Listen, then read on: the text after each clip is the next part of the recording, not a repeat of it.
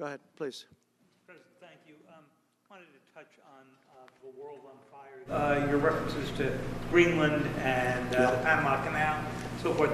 Can you assure the world that as you try to get control of these areas, you are not going to use military or economic coercion? No. And can you tell us a little bit about what your plan is?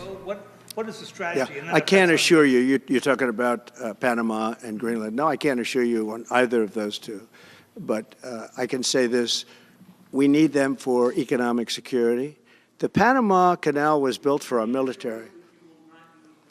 I'm not going to commit to that now. It might be that you'll have to do something. Look, the Panama Canal is vital to our country. It's being operated by China. China. And we gave the Panama Canal to Panama. We didn't give it to China. And they've abused it. They've abused that gift. It should have never been made, by the way. Giving the Panama Canal is why Jimmy Carter lost the election, in my opinion, more so maybe than the hostages. The hostages were a big deal.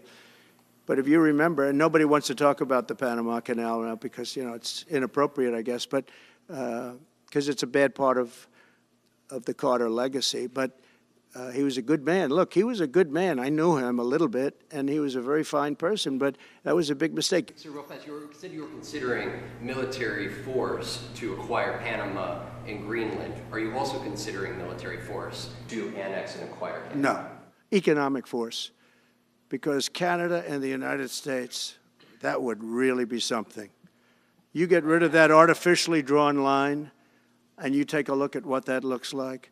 And it would also be much better for national security. Don't forget, we basically protect Canada.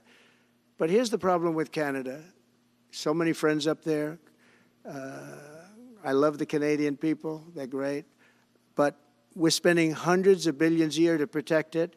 We're spending hundreds of billions a year to take care of Canada. We lose in trade deficits. We're losing massive. We don't need their cars. You know, they make 20% of our cars. We don't need that. I'd rather make them in Detroit. We don't need the cars. We don't need their lumber. We have massive fields of lumber. We don't need their lumber. We have to unrestrict them because stupid people put, you know, restrictions on, but I can do that with an executive order. We don't need anything they have. We don't need their dairy products. We have more than they have. We don't need anything. So why are we losing $200 billion a year and more to protect Canada? Mr. President, back on Greenland.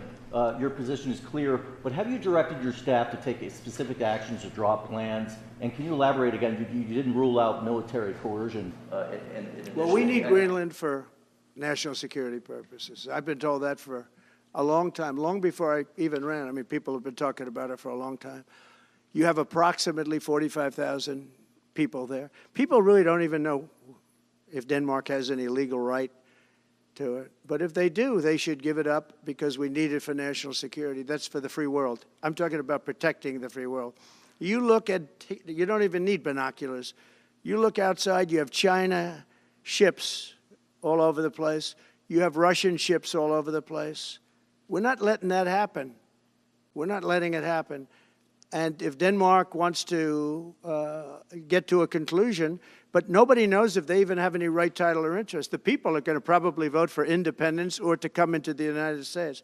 But if they did do that, then I would tariff Denmark at a very high level. Have you asked your staff to draw plans for acquisition? I mean, are you actively No, we're not at that stage, but we have people. I haven't even entered office yet.